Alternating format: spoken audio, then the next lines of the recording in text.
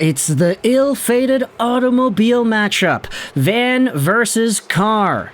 The Canucks coming into this one with a 4-game winning streak, and the Carolina Hurricanes coming into town off of 100 McDonald's cheeseburgers are ending off their Western road trip. Now, if you hadn't seen the updates from Dan Murphy, that was a crazy, crazy story for the Carolina Hurricanes. Their plane broke down on the supposed flight from Seattle to Washington, and so they had no choice but to end up busing to Vancouver instead.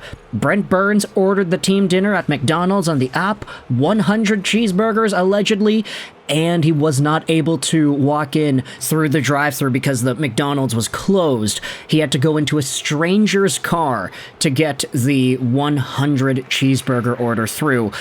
Anyways, all pre-trip, pre-game stuff aside, this game was a doozy. And I was saying it earlier in today's show that this would be a really big test for the Vancouver Canucks. Now, interestingly enough, the Canucks actually have had some pretty good results against Carolina. I feel like it's been like that for a few years, even back to the Bo Horvat days with all of his overtime winners against that team. But Vancouver, with this new era team, had a pretty tough matchup against a Kane squad that, I'll admit, probably did deserve the win here. Carolina played faster, they played harder, the Canucks made a lot more careless mistakes, they made a lot more passive mistakes, and I feel like the majority of the zone time, the opportunities, it did go Carolina's way. Vancouver, though, had some really big heroics to fight back and to force overtime in a game where nothing was really going their way. They had a goal called back. They had a bunch of opportunities that they flubbed. Kevin Lankinen had to stand on his head throughout the night to make this game go the distance. But ultimately, it's a Carolina 4-3 victory off of a beautiful overtime dangle by Sebastian Aho, which gives Carr the victory over Van tonight. Now, this was an interesting game, I would say, because coming off of the heels of what was Arshdeep Bains' first NHL goal and game winner in the Pittsburgh game, a lot of people were certainly happy to see him get called back up by the Vancouver Canucks. Him and Erik Brannstrom were called up. Okay, not surprising for them because the Canucks sent them down yesterday as a paper transaction. But not only was the buzz from Arshdeep Bains' first goal brought into this game, but today was also the Canucks' Festival of Lights during Diwali night celebration.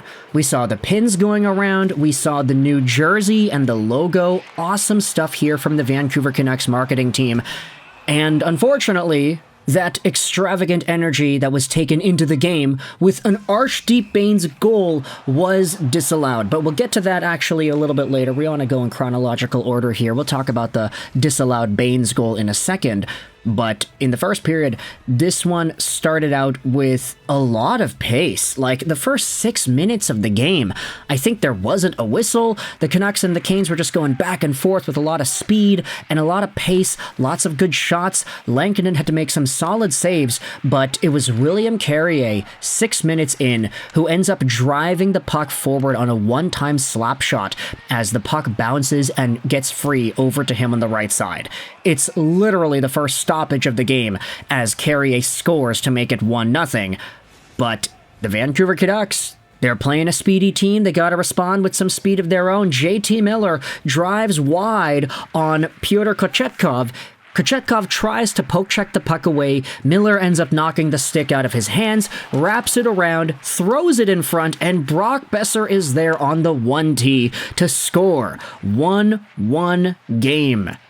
Brock, of course, had gotten off to a pretty solid start last year. This year, it's good to see him starting to get those results going in, too, especially after that Pittsburgh game where he had multiple opportunities, grade A chances that weren't able to go.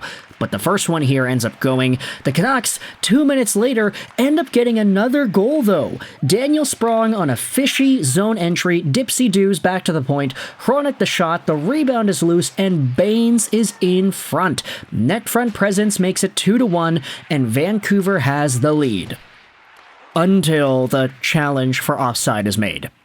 And I'm not gonna lie, I kind of saw it already. Like, when the play happened, I was like, oh, that's a really fishy zone entry. I think that really might have been offside. And then upon video review, we see that Pius Suter's skate did fully crossed the line. Therefore, it was offside and the goal was called back. Very unfortunate guy to take the goal away from. Arshdeep Bains almost getting his second in the NHL on Diwali night too, which kind of sets the stage there. But eventually, it becomes 2-1 Carolina after Marty Necas gets a breakaway. He comes in and scores on Kevin Lankinen. Desharnais pinched a little bit and he got caught, which led to the breakaway on this segment. Just a really fast play too by the Hurricanes to get the puck out and quickly spring the 2-on-1, eventually moving it into a breakaway position for Marty Necas.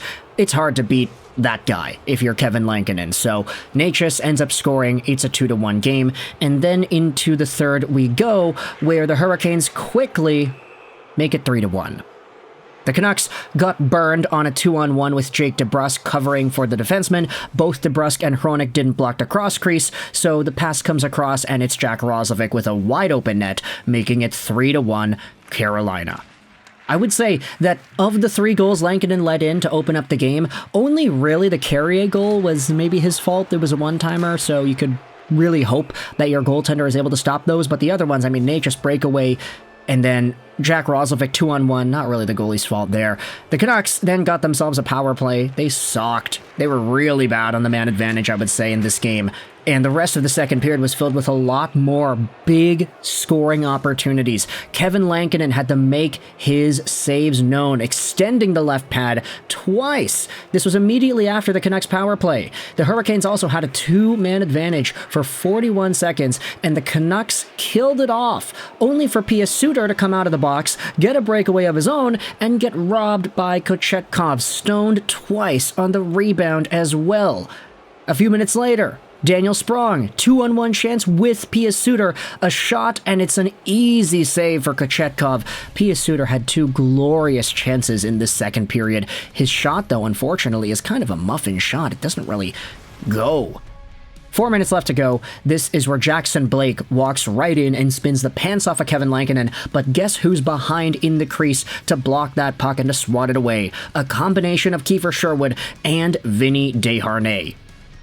In the third period, the Canucks honestly kind of got worked a little bit. I think a lot of that energy from the first 2 periods really set itself into place in period number 3, but the Canucks finally break through. JT Miller comes in down to the left side. He drops it over to Besser, who plays it back to the point, and Quinn Hughes, the one-timer who scores low blocker, 3-2 game. Beautiful play. Extra points here for Miller, Brock, and Quinn. And the Canucks try to build off of that momentum just a minute later because Shane Gostisbehere throws the puck over the glass.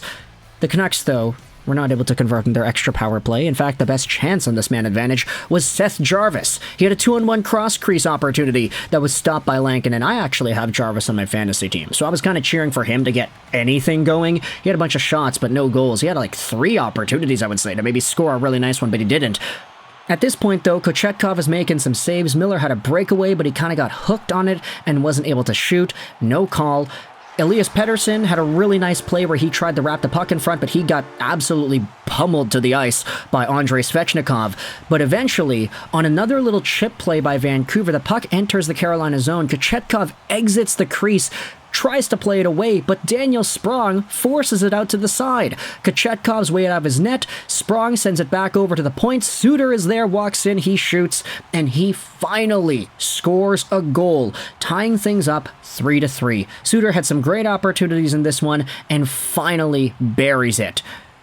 Great game, great pace, 3-3 marker. And then in overtime, the Carolina Hurricanes just kind of took over. The Canucks didn't have possession of the puck once, and the Hurricanes, after getting a change through, ended up leaving all the dirty work to Marty Necas, who was just roving around the zone. He plays it back to Shane Gostisbehere, fresh off the bench, and the best part for Carolina is Hughes and Miller both challenge Ghost Bear, which leaves a man open in front. It's Sebastian Aho. Gostisbehere throws it over. Aho's one-on-one against Lankinen, and he dekes the pants off of him, scores, and that is all she wrote.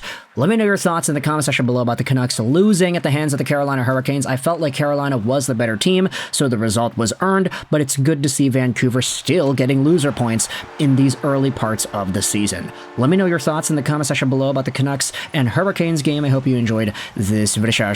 9 and bye.